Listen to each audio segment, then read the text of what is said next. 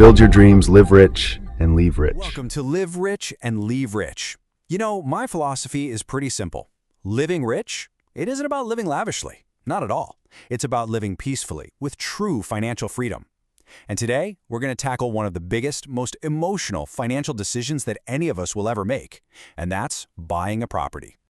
All right, before we dive in, just a quick but really important heads up. This is all for educational purposes, okay? Real estate decisions, they have a massive impact on your life. So please consult a CB-registered financial advisor or a real estate expert before you make any big moves. Right, with that said, let's get into it. You know, for generations in India, we've all heard this saying, right? It's practically etched into our DNA. The idea that land is safe, that property, that's real security. It's supposed to be the one asset that will never ever let you down. For so many families, it's been the foundation of their wealth, a real symbol that you've made it. And to be fair, for a very long time, that was absolutely true. But here's the reality check. What happens when you suddenly need money, and you need it urgently? Let's say for a medical emergency, or your child's education. You can't just sell a bedroom, can you? Or a tiny corner of your plot? No way. You have to sell the whole thing. And selling a property, well, it's not like selling a stock. It can take months, sometimes even years. And all of a sudden, that safest asset of yours starts to feel a lot more like a cage, a trap, where all your wealth is locked away right when you need it the most. So today, we're going to break this all down. First, we'll bust that safe asset myth wide open. Then, we'll talk about the single most important distinction you need to make, consumption versus investment. We'll look at the big choice, a flat or a house for living. Then, I'm going to introduce you to a much smarter way to invest called REITs.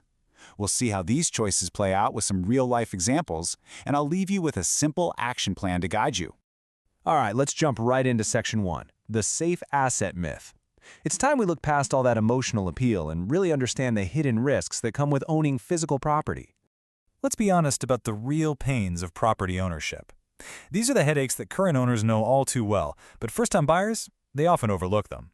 First up, like we said, is illiquidity. Your money is stuck. Next, the rental yield is shockingly low. We're talking 2–3% in most major cities.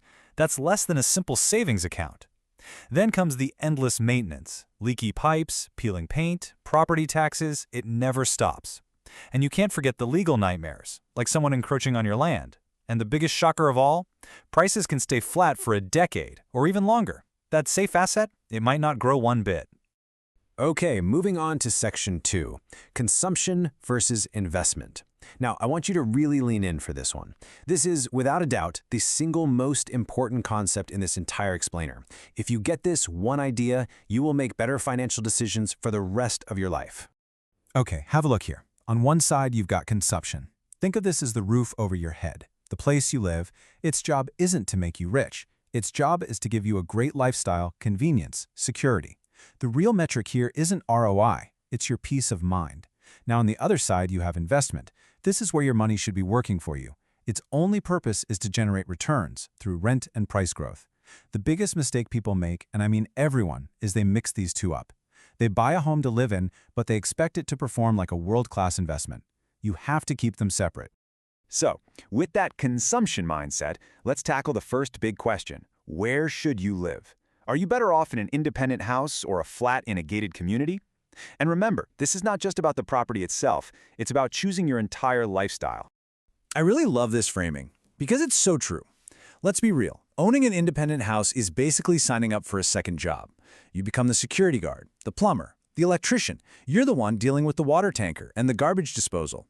That pride of saying, I own the land, well, it comes with a whole lot of stress.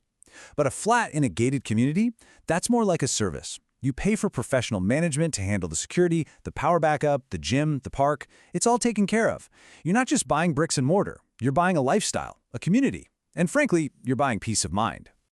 And let's just be practical for a second. An independent house right in the heart of the city, it's unaffordable for most of us. So what do people do? They buy one on the outskirts. But then, you're just signing up for a life stuck in traffic, losing hours every single day, time that you could be spending with your family.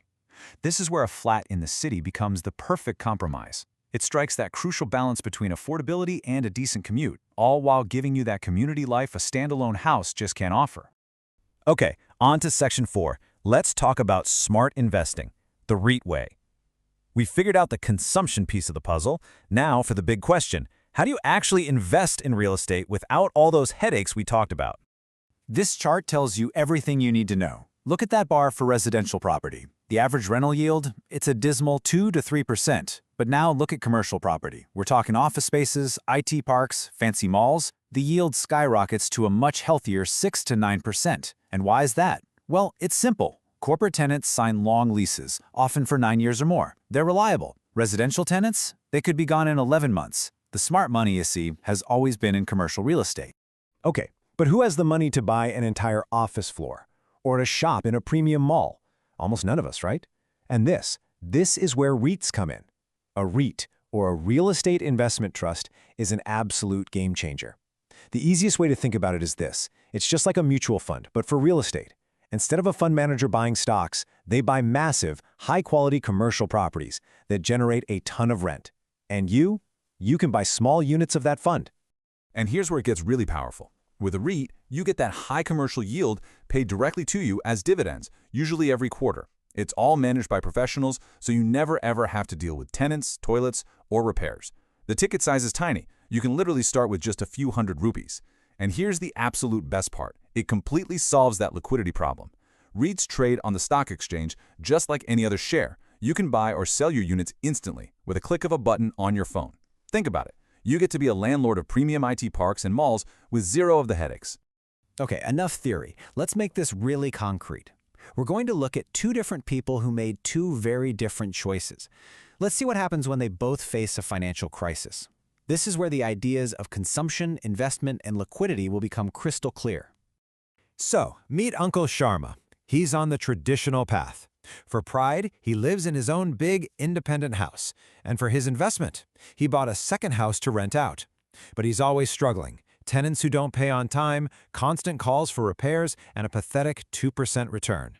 Now, a crisis hits. He needs cash and he needs it fast. But he can't sell the house. The market is bad. All his wealth is trapped. It's a hugely stressful asset. Now let's look at Anjali, the smart investor. She prioritizes her lifestyle, living in a comfortable flat. She takes her extra money and invests it in a mix of REITs and mutual funds. She's earning a steady 6% dividend from the REITs, plus the value's going up. When that same crisis hits her, she just opens her phone, sells a few REIT units, and the cash is in her bank account in a couple of days. She has liquid wealth. You see? Same desire for financial security, but two completely different outcomes. So, the question is, how can you be more like Anjali and less like Uncle Sharma? Well, it all comes down to having a clear framework, a simple process for making these huge decisions. So here it is, a simple but incredibly powerful checklist to use before you even think about buying a property. Step 1, define your goal. Ask yourself, am I buying this to live in or am I buying this to earn from? Be brutally honest with yourself and never ever mix those two. Step 2, do a lifestyle check. If you're a family that values security, community, and convenience, a flat is almost always going to be the smarter choice. Don't let your ego push you into an independent house that becomes a stressful second job. Step 3, run an investment check. Instead of looking for a second property, open your DMAT account and start exploring the REITs that are out there. And finally, Step 4, the golden rule of liquidity. Try to keep physical real estate below 40% of your total net worth.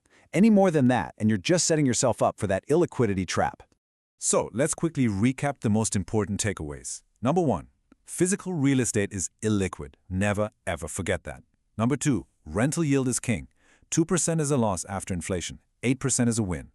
3, flats are for living. They simply provide a superior lifestyle for most modern families. 4, REITs are for investing. They give you liquidity and high yield. And finally, the most important lesson of all, you have to separate your emotions from your financial decisions. A house is just a pile of bricks. Don't let it destroy your financial freedom. I want to leave you with one final thought. This whole debate, it's not really about money or interest rates or square feet. It's about the kind of life you want to live. So ask yourself this. Do you want to spend your weekends fixing a leaky pipe and chasing down tenants for your investment property? Or do you want to spend that time with your family, doing what you love, knowing that your actual investments are quietly paying you dividends? That choice, it's everything. It defines your lifestyle. I really hope this framework helps you navigate the very complex world of real estate with a lot more clarity and confidence.